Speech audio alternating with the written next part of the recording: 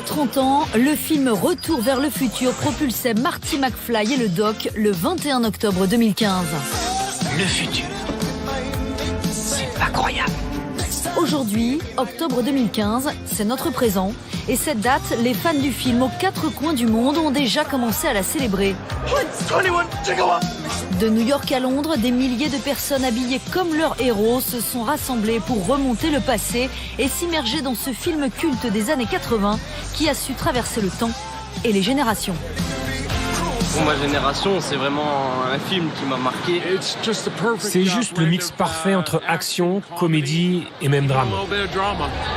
Nous allons vous raconter l'histoire d'un phénomène planétaire incarné par Michael J. Fox, l'éternel Marty McFly, que nous avons retrouvé 30 ans après. Ironiquement, les films sur le voyage dans le temps sont intemporels, et celui-ci résonne encore aujourd'hui. Michael J. Fox, un acteur phare et qui pourtant, vous allez le voir, ne figurait pas au casting au début du tournage. Les patrons des studios à l'époque avaient tout misé sur Eric Stoltz. Pour nous, les acteurs du film ont aussi accepté de replonger dans leur passé. Bonjour, Damien. Christopher Lloyd, alias le Doc, ou Lea Thompson, Lauren McFly, la mère délurée de Marty dans le film. Eux aussi reviennent sur cette incroyable aventure qui a changé leur vie. Lors de l'avant-première, tout le monde s'est levé et a crié. Et je me suis dit, c'est pas normal. La plupart des films n'ont pas cette longévité. Depuis 30 ans, la trilogie Retour vers le futur fait toujours rêver avec ses voyages dans le temps à travers les époques mythiques de l'Amérique, du Far West aux années 50. Des voyages possibles grâce à cette machine, la voiture du Doc, la DeLorean, vénérée aujourd'hui par les fans. C'est l'unique DeLorean ayant servi au tournage et qui soit en possession d'un particulier. Nous avons rencontré l'homme qui se cache derrière ce succès et qui va nous en raconter tous les secrets. En 3 ans, notre scénario a été refusé plus de 40 fois. Bien plus qu'un film, c'est aussi un phénomène de société dont l'homme le plus puissant de l'époque, le président américain, s'empara lors du discours sur l'état de l'Union en 1986 en citant l'une des répliques du film. As they said in the film Back to the Future, where we're going, we don't need roads. Pour son 30e anniversaire, nous allons replonger dans l'univers visionnaire de Retour vers le futur, qui continue aujourd'hui encore de fasciner, avec ses inventions futuristes nées de l'imagination des scénaristes, comme l'overboard, le fameux skateboard volant de Marty McFly, qui vient tout juste d'être inventé 30 ans après la sortie du film. Mais le futur imaginé en 1985 ressemble-t-il vraiment à notre réalité en 2015 ? La fiction a-t-elle été rattrapée par la science ? Nous vous proposons un voyage dans le temps, au cœur d'un film phénomène.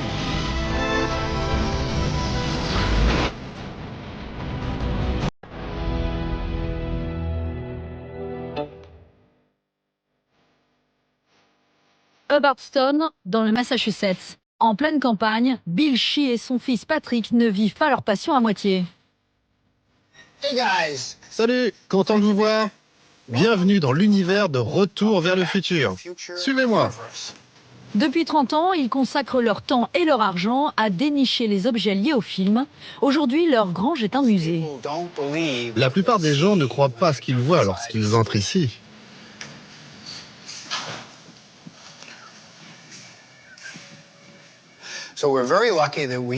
Nous avons beaucoup de chance d'avoir des objets appartenant aux 3 films, comme le bus utilisé dans le premier par les terroristes libyens. Certains objets étaient dans les studios japonais d'Universal. Il y a de vrais objets de Michael J. Fox, comme ce pick-up dans les épisodes 2 et 3. Dans leur collection, des habits portés par les acteurs, comme cette veste achetée pour 30 000 $, des gadgets en tout genre, et même des mannequins de Marty McFly et du Doc. Mais la pièce maîtresse de leur collection, la voici.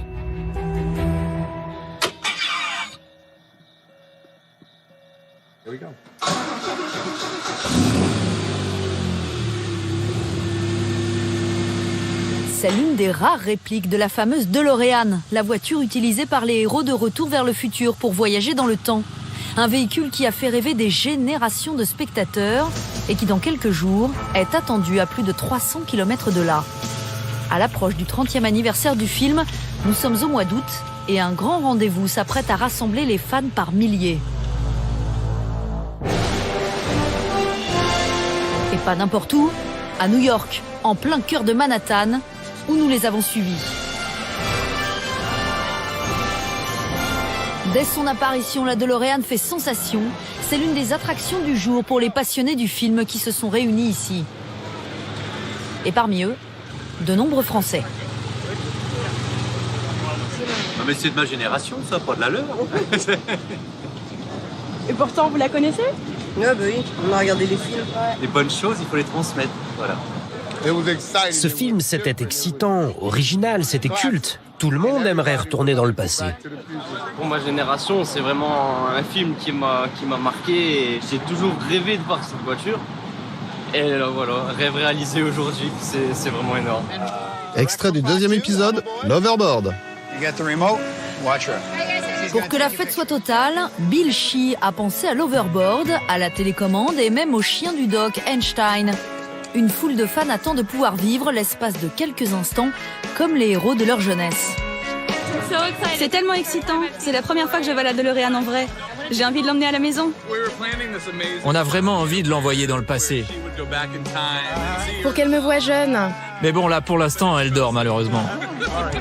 J'adore, ça a l'air fabuleux. Ce soir-là, le parc de Manhattan va vite se remplir. Pour fêter les 30 ans du film, le premier épisode de la trilogie doit bientôt être projeté sur écran géant en plein air. La plupart des spectateurs ont déjà vu le film plusieurs fois, mais la magie opère toujours. Le plaisir reste à chaque fois intact. Combien de fois l'avez-vous vu? Ouais, je l'ai vu peut-être 30 fois. Pourquoi voulez-vous le revoir? Pourquoi pas? On est à New York, c'est en plein air. Le voyage dans le temps, Michael J. Fox, lui aussi canadien, tout est génial. C'est le mix parfait entre action, comédie et drame. J'étais allée au cinéma pour voir ça. C'était un événement à l'époque? Ah oui, vraiment. Et Michael J. Fox était la star. Et dès les premières images, l'émotion s'empare du public comme 30 ans plus tôt.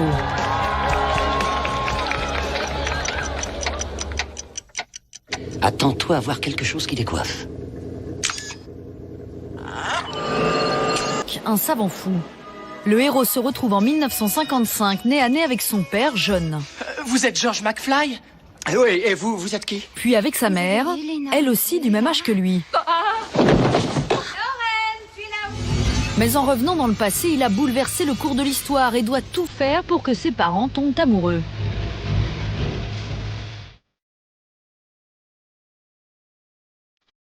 Si Retour vers le futur a séduit, c'est d'abord parce qu'il réalise un fantasme ancestral, voyager dans le temps, découvrir le futur, changer le passé. On a tous rêvé de voyager dans le temps, d'avoir une voiture qui permet de voler et de se déplacer, de pouvoir la nuit se lever, être réveillé par un doc, par un scientifique fou qui vous dit viens dans mon grenier, viens dans ma grange. On a tous rêvé d'avoir une vraie liberté. Attention! Le succès du film tient aussi à un duo inattendu, deux personnages que tout oppose, Marty McFly, un jeune lycéen, et Emmett Brown, un scientifique loufoque, obsédé par la question du voyage temporel. C'est là que vous allez? Exact. 25 ans en avant, j'ai toujours rêvé de connaître le futur, de voir comment le monde change, voir les progrès de l'humanité. Ouais, pourquoi pas? Tous les deux, dès le début sur le plateau, ça a marché tout de suite. Et vos styles étaient complémentaires, je l'ai vu sur le tournage. Toi, tu jouais un personnage exubérant, passionné, et lui, Marty, le jeune qui sait s'adapter. Ça a marché très bien. Une trilogie qui a aussi laissé des répliques cultes. C'est bien votre nom, Pierre Cardin. C'est marqué partout sur vos sous-vêtements. Nom de Zeus! Doc! L'autre clé du succès, c'est la machine choisie pour remonter le temps. Cette voiture, la DeLorean, qui a presque volé la vedette au personnage du film, comme s'en amusait Michael J. Fox lors de ses premières interviews. Est-ce que la voiture n'est pas la vraie star du film? Oui, mais bon, faut pas me dire ça à moi. Oui, la voiture est incroyable.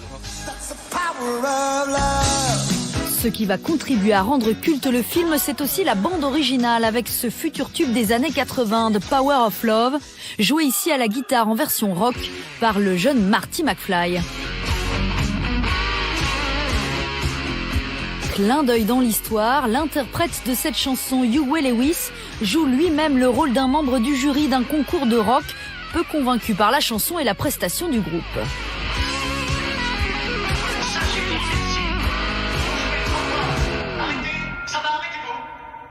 Je suis désolé, c'est assourdissant. Dernière raison du triomphe, le talent d'acteur de Michael J. Fox que le film va propulser au rang de star planétaire. La raison pour laquelle Marty était essentiel à Retour vers le futur, c'est qu'il avait ce ton léger de la comédie, qu'il maîtrisait parfaitement. Il faisait proche des gens, il était de nature joyeuse, il était drôle même.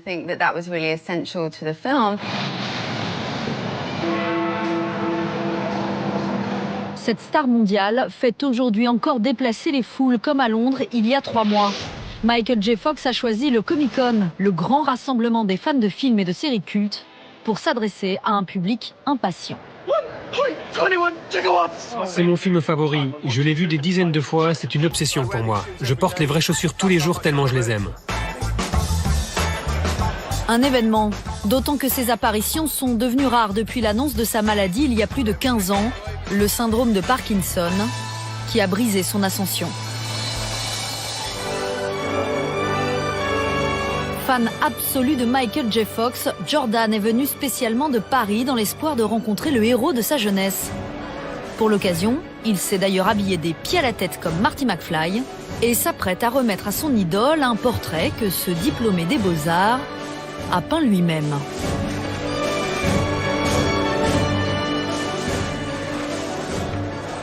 C'est une façon de les remercier, oui.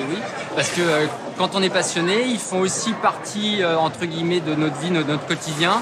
Donc c'est l'occasion de mettre ça sur toile en les peignant et voilà. Il a déboursé 1 000 € pour obtenir un autographe et une photo avec son acteur fétiche.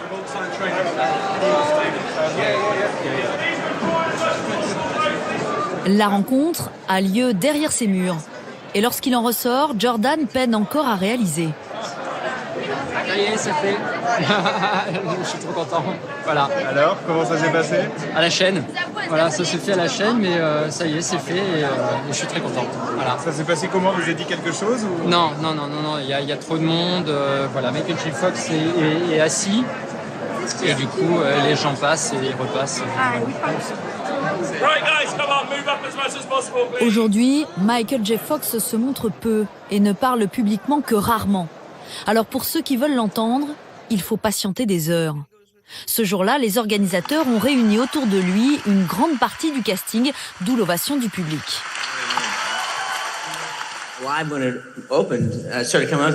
Quand le film est sorti, des enfants venaient me voir pour me dire qu'ils adoraient le film. Et ce qui est ironique aujourd'hui, c'est que ce film est une histoire sur le voyage dans le temps, mais il est vraiment intemporel. Il a encore une résonance aujourd'hui. C'est ce qui m'a fait comprendre qu'il ne prendrait pas une ride. Les enfants l'aiment. Les miens ne l'ont jamais vu, ou en tout cas ils ne me l'ont pas dit. 3 décennies après, Michael J. Fox reste le héros qui a su réaliser le rêve de tous les hommes dans un film mêlant science-fiction, humour et aventure.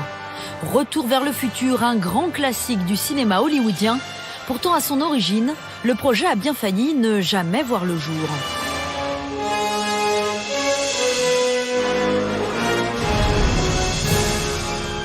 Los Angeles, en Californie. C'est ici que nous avons retrouvé l'homme qui se cache derrière ce succès planétaire. C'est là que l'histoire a commencé, au début des années 80. Avec Bob Gale, tout juste 30 ans à l'époque. Jeune scénariste, il n'a pas vraiment percé dans le cinéma, mais il rêve de réaliser un film sur le voyage à travers le temps. Un jour, j'ai découvert dans les archives de mon père qu'il était président des élèves. Et ça a été une surprise. Je ne le savais pas. J'ai repensé à celui qui était président des élèves quand j'étais au lycée, car je ne m'entendais pas du tout avec lui. Donc je me suis demandé si j'avais été au lycée avec mon père, l'aurais-je apprécié? Et ça a été le déclic. Je me suis dit, waouh, Si un enfant pouvait revenir dans le passé et être au lycée en même temps que son père... Bob Gale se lance dans l'écriture de ce scénario qu'il veut révolutionnaire. Il en parle à son complice de toujours, le réalisateur Robert Zemeckis. Ils ont fait leurs études ensemble. On a fait le tour de tous les studios. Et tout le monde nous a dit non. En 3 ans, le scénario a été rejeté plus de 40 fois. Les gens disaient c'est un film sur le voyage dans le temps. Et aucun film de ce genre ne nous a fait gagner de l'argent. Le tandem contacte alors Disney, habitué à soutenir des films grand public, mais nouvelle déconvenue.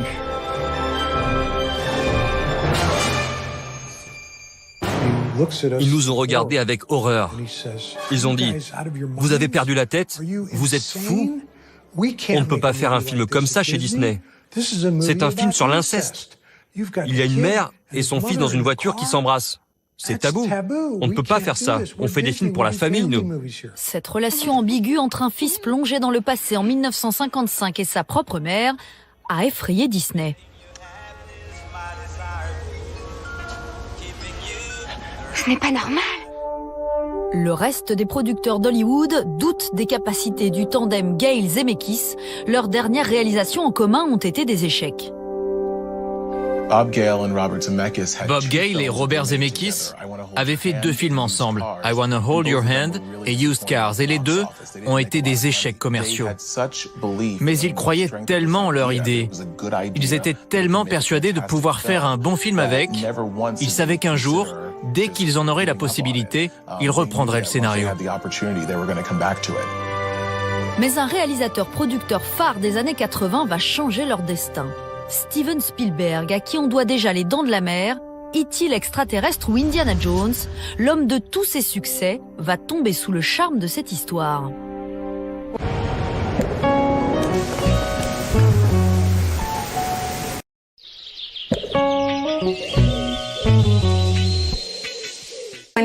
Quand Steven Spielberg a décidé de soutenir le film, c'était au moment où il lançait sa propre société de production, Amblin. Il a dit « Je vais soutenir ce nouveau film ». Ça a été pour eux le feu vert. Ils n'auraient rien pu faire sans Spielberg. Le film offre une histoire géniale. Elle est pleine de coups de théâtre. J'aimais beaucoup ça. Tout était dans le scénario. Mais Steven Spielberg a une réserve et il va exiger une modification majeure du scénario. La machine à remonter le temps imaginée par Bob Gale, ça ne lui convient pas. Au début du projet, alors il y a eu moult versions. Un jour, Robert Zemeckis est arrivé dans le bureau. Il a dit « Mais ça ne serait pas mieux que le Doc voyage dans le temps à bord d'une DeLorean ?» Ça sera cette voiture, la DeLorean.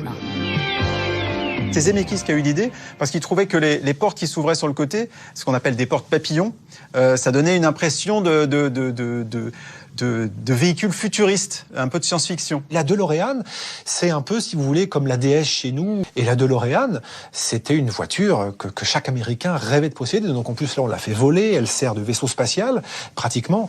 Donc oui, ce moyen-là, c'est vraiment un coup de génie d'avoir choisi ce type de véhicule. Une fois dedans, il y avait ce tableau de bord tout lumineux. Et pour la conduite, c'était une autre paire de manches. Il n'y avait que 2 vitesses. Dès que j'enclenchais la première, ma main tapait dans le tableau de bord. Finalement, ma main saignait et ma tête aussi. Octobre 1984, le projet Retour vers le futur peut enfin commencer. Il faut désormais réunir le casting. Les producteurs ne vont pas miser sur des stars. Lea Thompson, inconnue du grand public, doit incarner la mère du héros, à la fois séduisante, délurée dans sa jeunesse, puis désabusée et alcoolique plus tard. Christopher Lloyd, remarqué dans Vol au-dessus d'un nid de coucou, est loin d'être une vedette. Il se voit pourtant confier l'un des rôles principaux. Je n'ai pas vraiment accroché avec le personnage du Doc au début. Je n'ai pas vraiment imaginé ce qu'il pouvait être. Mais j'ai quand même lu le script et j'ai compris petit à petit. Mais lors de la première lecture, je ne voyais absolument pas où cela pourrait nous mener. Moi, j'ai adoré dès que j'ai lu le scénario. C'était un rôle fou. Cette femme dans les années 50 qui a un coup de foudre pour son propre fils. Moi, je pouvais jouer Lorraine à plusieurs âges. D'abord à 23 ans, puis en femme triste de 40 ans et alcoolique. Il fallait inventer les personnages autour du scénario. Il fallait les rendre comiques. C'était incroyable. Pour incarner Marty McFly, le héros de leur film, Robert Zemeckis et Bob Gale pensent depuis le début à un jeune acteur américano-canadien de 23 ans, Michael J. Fox. Il est le héros d'une sitcom où il donne ici la réplique à une autre future star, Tom Hanks. Hungry Alex! Uncle Ned, I didn't know you were there. Oh, I'm sorry. Are you okay? It depends. Just how important is the heart? Chaque jour, des millions d'Américains suivent les aventures d'Alex Keaton à la télévision dans la série à succès Family Ties, Sacrée Famille. Il avait vraiment cette prédisposition naturelle pour la comédie. On parle parfois de charisme à l'écran, de présence à l'écran. Et Michael, on peut dire qu'il en avait vraiment. How can you get nervous about going to a college that advertises in Hot Rod magazine?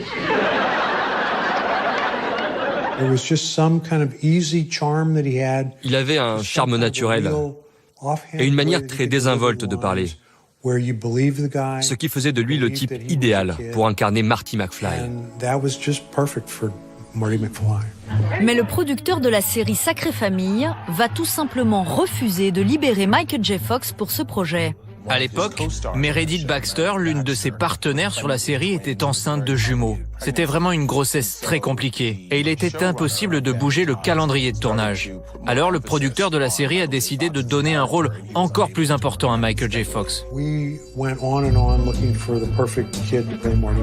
On cherchait depuis longtemps l'acteur parfait pour interpréter Marty McFly. Et on est tombé sur Eric Stoltz, qui a fait très bonne impression à Universal. Et il y a eu aussi Tom Howell, qui était l'outsider, et qui jouait le frère de Elliot dans E.T. On a auditionné les deux. Mais comme les patrons d'Universal ont mis la pression pour qu'on prenne Eric Stoltz, on a fini par prendre Eric. C'est donc sans Michael J. Fox que le tournage va commencer au sein des studios Universal en Californie.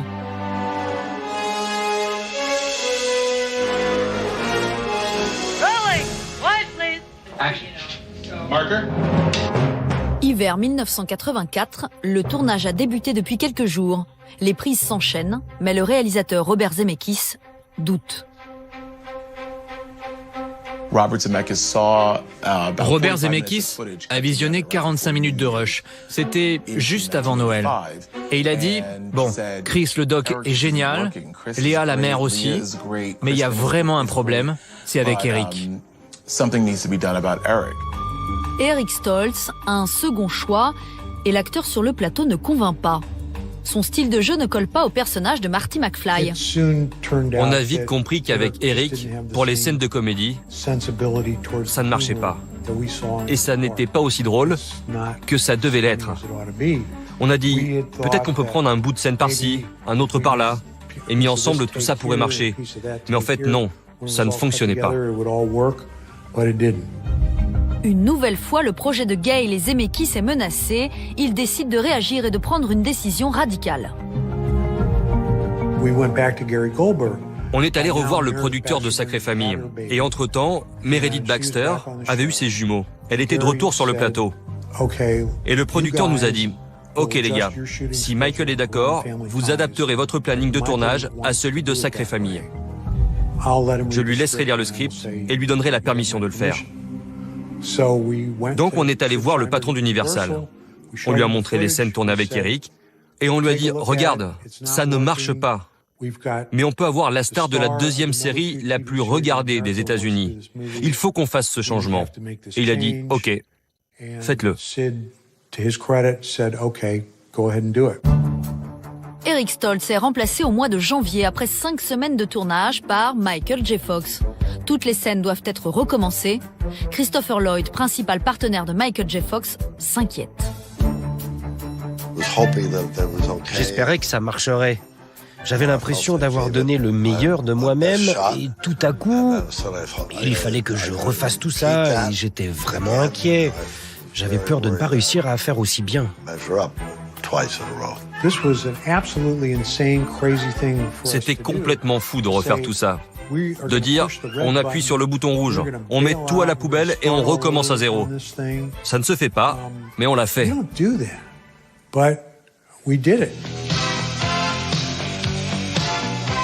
Dès que Michael est arrivé sur le plateau, et dès qu'il a commencé à tourner avec Christopher Lloyd, on était tous soulagés. On s'est tous dit, mon Dieu, Marty McFly, c'est vraiment lui. Dès son arrivée, en quelques jours à peine, il redonne confiance à toute l'équipe. Il y avait une alchimie entre nous qui existait. Quand on était tous les deux, pas besoin de forcer le trait, ça marchait. Ça fonctionnait naturellement. Je n'ai jamais vu un acteur comme ça, capable de marmonner tout en étant si naturel. C'est un sacré comédien. Sur le tournage, il était tellement doué pour nous faire rire. Il me fascinait. C'est un génie. Marty, tu as pu venir. Oui. Tu vas assister à ma toute nouvelle expérience, la plus importante de ma vie, le couronnement de toute ma carrière. Michael J. Fox bouleverse le cours du tournage. Il devient la force du film, d'un film qui va transformer sa carrière. 5 ou 6 ans avant le film, je n'étais encore qu'un enfant. Je vivais au Canada, je me destinais plutôt à devenir docker ou à entrer dans l'armée comme mon père. Et là, je rencontrais Steven Spielberg et tous ces acteurs géniaux. Je découvrais ce scénario incroyable. J'avais envie de me pincer pour me réveiller. Ça a été une aventure formidable.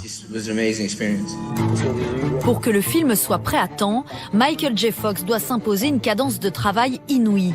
Il mène de front 2 tournages, Sacrée Famille et Retour vers le futur. Certains jours, il enchaîne jusqu'à 20 heures sur les plateaux. Ce qu'ils ont fait, ils ont essayé de tourner un maximum sans Michael pendant la journée. Et Michael débarquait sur le plateau vers 18h. Et il tournait jusqu'à 1h du matin, puis il le raccompagnait chez lui pour qu'il dorme quelques heures. Et ensuite, il repartait sur le plateau de Sacrée Famille. Ce rythme effréné leur permet de tenir les délais. En juin 1985, le film est terminé. Il doit sortir fin juillet aux États-Unis. À mesure que l'échéance approche, la frénésie s'empare des médias comme du public. La première projection test a eu lieu à San José en Californie. Et à la fin, quand la DeLorean s'est mise à voler, le public a bondi de son siège. Et ce qui est fou, c'est que l'effet spécial n'était pas abouti. C'était une version de travail pas du tout terminée. L'équipe du film, en général, ils sont souvent... À Hollywood, il y a beaucoup de gens blasés. Et là, les gens se sont levés et ont crié et je me suis dit, ça, c'est pas normal. Quand le film est sorti, tout le monde a immédiatement adoré. Dès la sortie, Retour vers le futur devient le carton de l'année. Il prend la tête du box-office avec 59 millions d'entrées dans le monde. Un triomphe. Chaque avant-première devient un événement aux 4 coins du monde. Comme à Londres, où la princesse Lady Di et le prince Charles viennent féliciter l'équipe du film, dont le producteur, Steven Spielberg. Le film est resté à l'affiche pendant 6 mois, ce qui était sans précédent à ce moment-là. Et peu de films sont restés aussi longtemps dans les salles. Les gens ne se lassaient pas.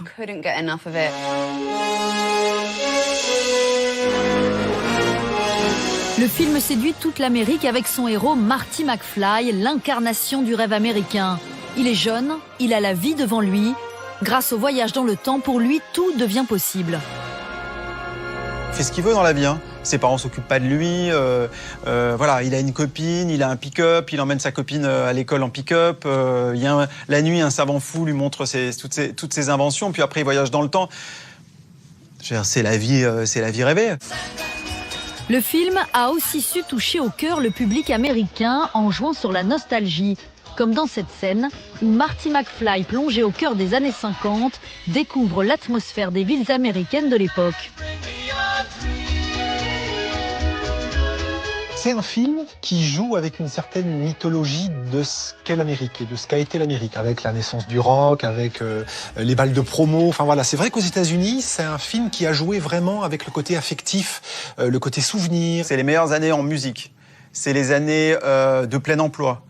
Dans tous les pays industrialisés et aux États-Unis, évidemment. C'est une période un peu bénie. Le film devient un phénomène, une référence dont même l'homme le plus puissant de la planète va s'emparer. En 1985, Ronald Reagan vient d'être réélu pour un second mandat à la Maison-Blanche et devant le succès du film, il demande une projection privée. Une réplique va particulièrement retenir son attention. Qui est président des États-Unis en 1985 ? Ronald Reagan ? Ronald Reagan, l'acteur. Et qui est vice-président ? Jerry Lewis. À un moment, quand il y a une référence à Ronald Reagan dans le film, il paraît qu'il a demandé au projectionniste de lui remettre la scène tout de suite, parce que ça le faisait rigoler. Mais l'année suivante, il a fait son discours de l'Union. Le discours sur l'état de l'Union, le plus attendu de l'année pour les présidents américains.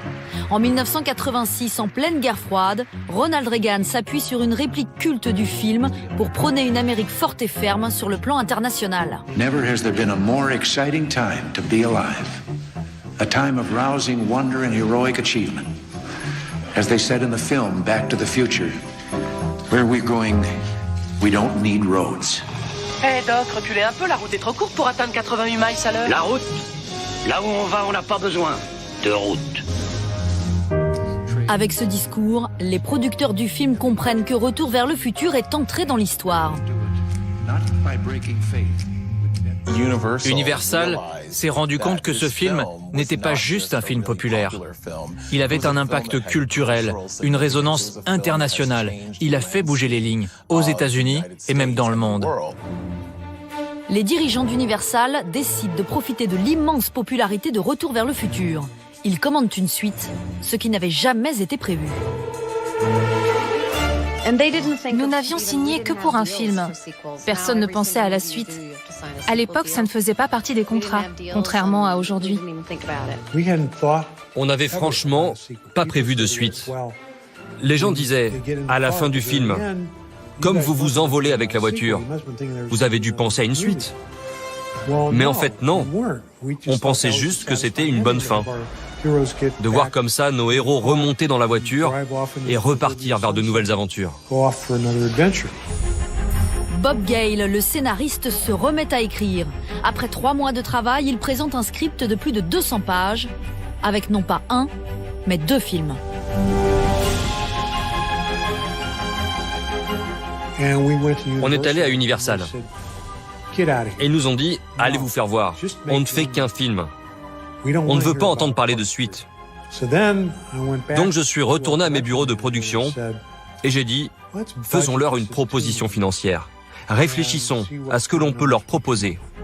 Et on est retourné voir Universal et on leur a dit, on vous propose un film pour 50 millions de dollars et 2 pour 70 ou 75 millions de dollars. Alors qu'est-ce que vous voulez faire ? Et là ils ont dit, ok, d'accord. Retour vers le futur 2 sort en 1989, soit 4 ans après le premier. Le public est séduit par ce pur film de science-fiction. À bord de leur DeLorean volante, Marty McFly et le Doc sont projetés vers le futur en 2015, dans une ville où les voitures volent et... Là où le film se démarque, il y a eu Star Wars avant, qui est de la pure science-fiction, dans un univers qui n'existe pas dans la réalité, avec des monstres, des créatures maléfiques, des combats de laser. Là, dans Retour vers le futur, c'est la science-fiction qui arrive dans votre quotidien. C'est un nouveau triomphe, avec 331 millions de dollars de recettes. Un an plus tard, en 1990, sort le 3e volet, et cette fois c'est un autre mythe de l'histoire américaine qui est revisité. Marty et son mentor se retrouvent à un autre âge d'or de l'Amérique, au temps de la conquête de l'Ouest.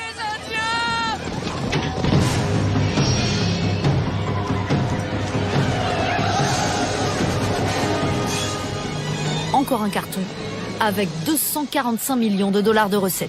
c'est de la science-fiction, évidemment c'est de l'aventure, c'est aussi un film sur la famille, c'est aussi un film sur l'Amérique, c'est aussi l'intelligence de Spielberg et puis de la production et puis de ce long processus d'écriture, c'est d'avoir joué sur tellement de tableaux au final que chaque partie du public va s'y retrouver, ce qui explique non seulement que le film était un succès, qu'on en ait fait 3 et puis qu'on en parle aujourd'hui 30 ans après. Autant d'ingrédients qui feront entrer la trilogie dans la légende. On croit alors qu'une grande carrière s'offre à Michael J. Fox avec un destin de star tout tracé. Mais l'acteur va très vite être brisé dans son ascension.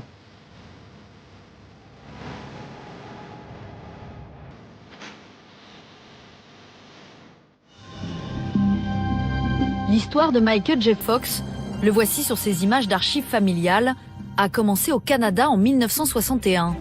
C'est là que ce fils de militaire et d'une comédienne a grandi. Il aime le hockey, la guitare et fait très tôt part à ses parents de son rêve, conquérir Hollywood. Il était à l'école lorsque je l'ai vu jouer pour la première fois dans une pièce. Ce jour-là, je me suis dit, je vais l'encourager s'il veut vraiment faire ça, car j'avais l'impression qu'il avait du talent. Pour réaliser son rêve, Michael J. Fox quitte le Canada, sa famille, ses amis. À 18 ans, il met le cap sur Los Angeles. Pour lui, partir à 18 ans du Canada pour Los Angeles, c'était assez incroyable. Et ça révélait aussi sa personnalité très forte et sa détermination. Il lui faudra dès lors 3 ans pour percer. Il commence par de petits rôles à la télévision, puis dans un Disney, Midnight Madness. En 1982, il réussit le casting de la sitcom Family Ties, sa carrière d'école. Hey, Mallory, you're wearing my shirt. Ma'am? Yeah, you are. Look, I'm so upset I can't remember my line, Mallory.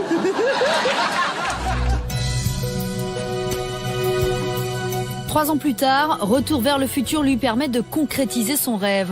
Drôle, émouvant, beau garçon, il devient grâce au film la nouvelle idole des ados. Now he gets 21,000 letters a week. Je fais un travail que j'adore. C'est un rêve de travailler avec les gens avec qui je bosse. Je sais que ce que je gagne est totalement disproportionné par rapport à la réalité des gens, et les récompenses que je reçois aussi, c'est disproportionné. Donc, je ne me plains pas, quoi. C'est la vie. Mais vous vivez avec. Oui, je vis avec. Il a totalisé près de 150 millions d'entrées dans le monde et les plus grandes marques américaines lui proposent des millions de dollars pour devenir leur ambassadeur.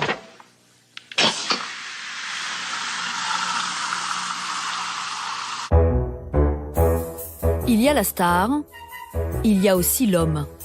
Linda de Sena, chef décoratrice de Retour vers le futur 2, a été marquée sur les plateaux, comme de nombreux techniciens et acteurs, par la simplicité de Michael J. Fox.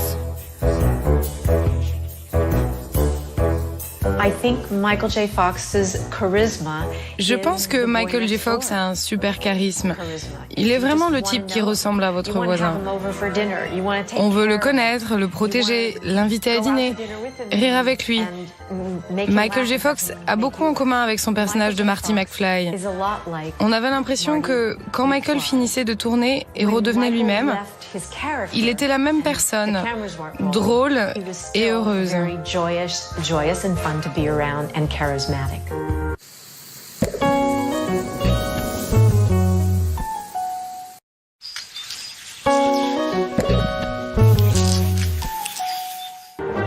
Le Michael J. Fox de la version française, c'est lui, le comédien Luc Hamet, sélectionné par Universal pour devenir la voix française de la star américaine. Papi, papo. Celle-là... Oh la vache! Mais écoute, tu seras pas obligé de te battre, papa. Papi, papo. Oh la vache! Quand il joue une scène, il va au bout, il va à fond. Il y va, mais il y a des moments où on se dit « Ah non, il va pas faire ça quand même. » Mais si, il le fait et il le réussit. Et c'est juste. C'est juste, c'est vrai. C'est un film que vous regardez aujourd'hui. C'est complètement actuel. Un comédien jouerait comme ça aujourd'hui. C'est ça sa force. Outrage ou Mars Attacks, pendant plus de 10 ans, Michael J. Fox va surfer sur le succès de la trilogie. Il devient un acteur incontournable à Hollywood, une ascension fulgurante, stoppé brutalement. 7 décembre 1998, Michael J. Fox, 37 ans, émeut l'Amérique en révélant au magazine People qu'il souffre depuis plusieurs années du syndrome de Parkinson. Un an plus tard, au Sénat américain, devant les caméras du Monde, il vient témoigner de sa maladie et encourage les pouvoirs publics à investir au profit de la recherche. Le micro est toujours trop haut. C'est l'histoire de ma vie, ça. Avec l'aide de mes traitements, je peux continuer à faire mon boulot et à me montrer en public. Je peux aussi continuer à mener à la maison une vie normale, m'occuper de ma famille. Mais je ne me raconte pas d'histoire. Ma vie va changer. Merci. La plupart du temps, les acteurs, quand ils ont des problèmes, ils le cachent. Ils essaient de se mettre en retrait. Michael a pris le taureau par les cornes. Il a dit « J'ai cette maladie, je veux la révéler publiquement et je veux continuer à travailler. Je veux être le porte-parole des malades. Je veux créer une fondation et récolter des fonds pour la recherche. »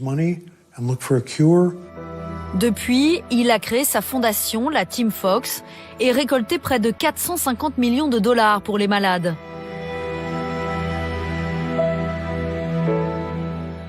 Qu'est-ce que vous voyez? Un acteur? Un athlète?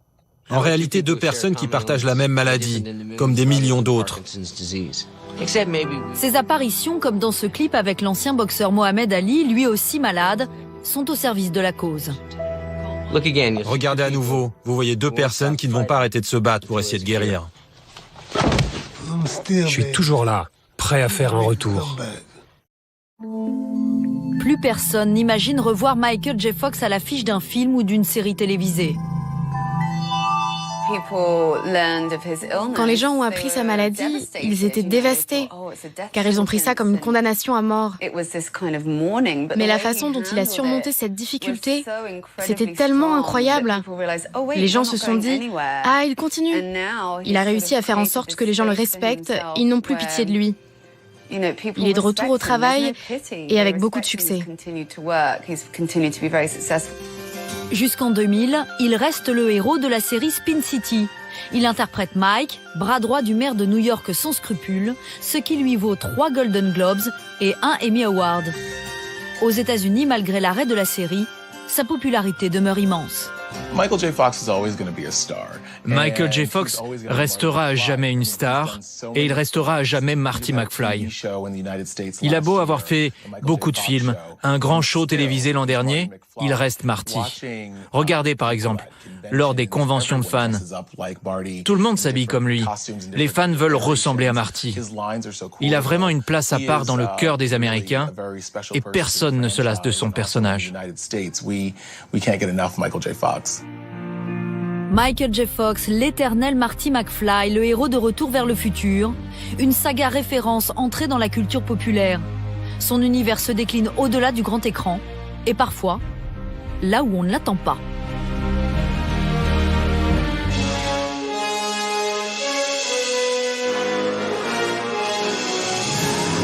Comme Star Wars ou Harry Potter, Retour vers le futur est une franchise qui rapporte et séduit tous les publics grâce à ses nombreux produits dérivés comme ce jeu vidéo qui surfe sur le mythe.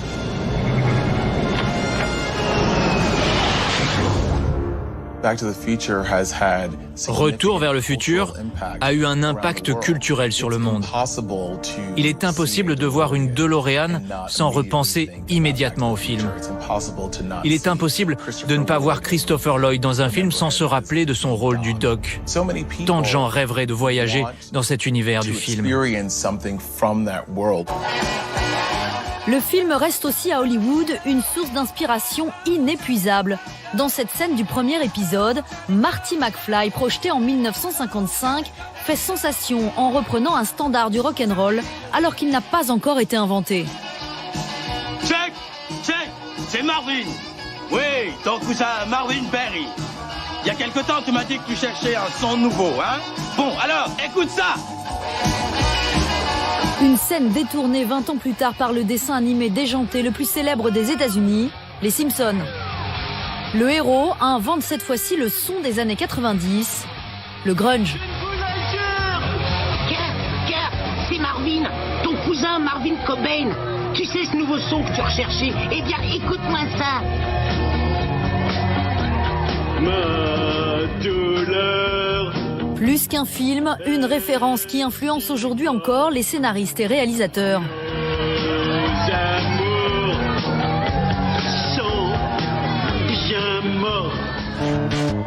Comme Matt Selman, un des auteurs des Simpsons.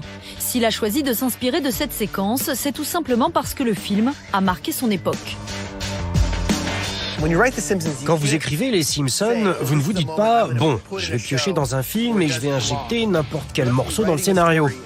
Il faut écrire une histoire et poser des éléments très identifiables. Et Retour vers le futur est parfait pour ça.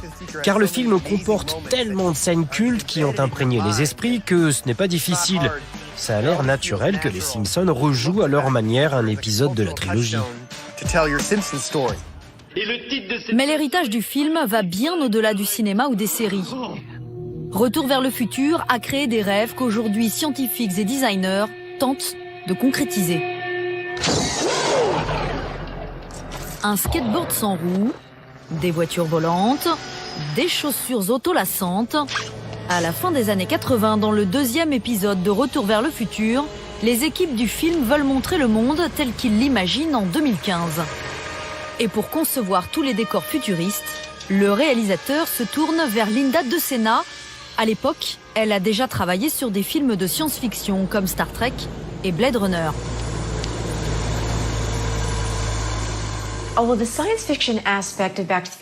Retour vers le futur n'est pas un film de science-fiction comme Blade Runner ou Star Trek.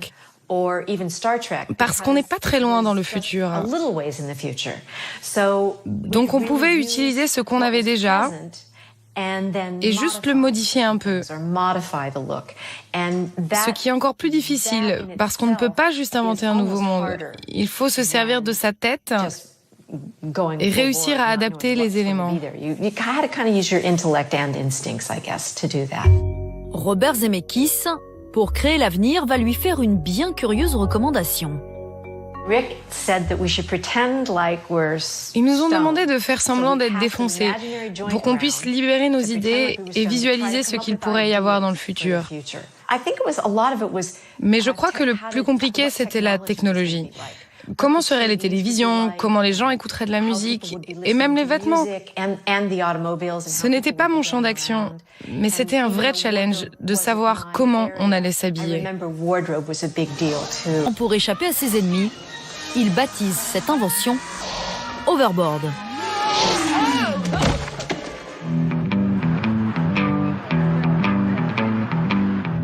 Et cet Overboard, c'est ici, à San Francisco, en Californie, qu'il a été imaginé et dessiné au début des années 80 par John Bell. Bonjour, je suis John Bell. J'étais directeur des effets spéciaux sur Retour vers le futur 2. Designer, John Bell a reçu en 1986 la mission de créer ce que les scénaristes avaient rêvé.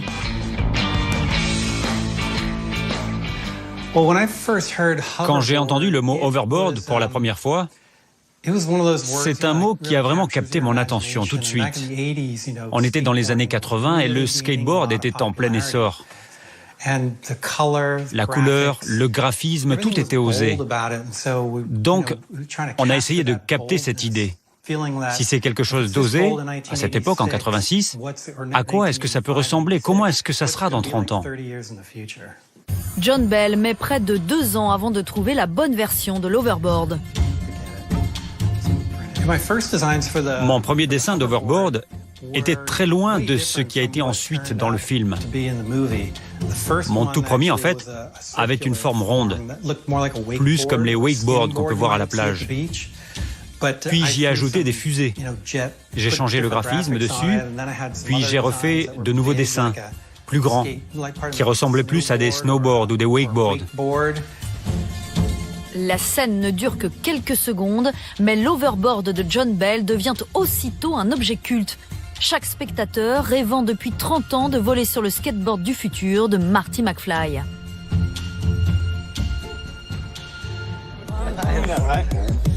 Et aujourd'hui, la réalité a rattrapé la fiction. Car il y a 2 mois, après des années de recherche, l'Hoverboard est né, créé par une grande marque de voitures qui a ainsi trouvé le moyen de faire parler d'elle. Un exemplaire unique de l'Hoverboard utilisé pour cette publicité. Ces images ont fait le tour du monde et enthousiasmé les fans de Retour vers le futur. Mais cet engin volant est loin d'être commercialisé. L'Hoverboard a été perçu comme la réalisation d'une des nombreuses prophéties du film. Robert Zemeckis et Bob Gale ont-ils été visionnaires? Le journaliste Boris Mananti s'est posé la question en répertoriant tous les objets futuristes présents dans la saga. Moi, j'en reste bluffé par le nombre de bonnes idées qu'il y avait, même si elles ne se sont pas réalisées. McFly, j'ai intercepté le message au scanner que vous venez d'interfacer. Vous êtes éliminé. Quand le père de Marty se fait virer, il reçoit par fax partout chez lui vous êtes viré. Ça s'est jamais vérifié puisque le fax a assez vite disparu au profit de l'email. Mais comme pour l'email, il y avait une logique qu'on allait beaucoup communiquer par de petits messages numériques qui vont être transmis partout tout de suite. Ce qu'on retrouve maintenant directement sur notre smartphone. Les 2 cinéastes avaient identifié les modes de communication du futur. Ils avaient aussi anticipé une technologie majeure. Une technologie qu'on aperçoit assez rapidement, qui est la biométrie en fait tout simplement, quand ils retournent au domicile et qu'ils ouvrent la porte avec l'empreinte digitale. Bienvenue, Jennifer. Ça passe très vite dans le film, pourtant c'est essentiel. Ça arrive sur nos téléphones. C'est vraiment une logique qui va s'imposer petit à petit partout pour oublier cette combinaison identifiant mot de passe un peu contraignante. Et c'est une logique qui a des Retour vers le futur 2. On a eu de grandes idées. Et le film fonctionne aussi bien aujourd'hui qu'il y a 30 ans. Et je touche du bois pour qu'il fonctionne aussi bien dans encore 30 ans. Ça serait la plus belle chose au monde pour moi. Bob Gale savoure encore aujourd'hui l'incroyable succès de son histoire. Et même si les fans rêvent aujourd'hui d'un 4e épisode, Bob Gale et Robert Zemeckis sont catégoriques qu'il n'y aura ni suite, ni remake, tant qu'ils seront en vie. Le mythe Retour vers le futur restera donc intact.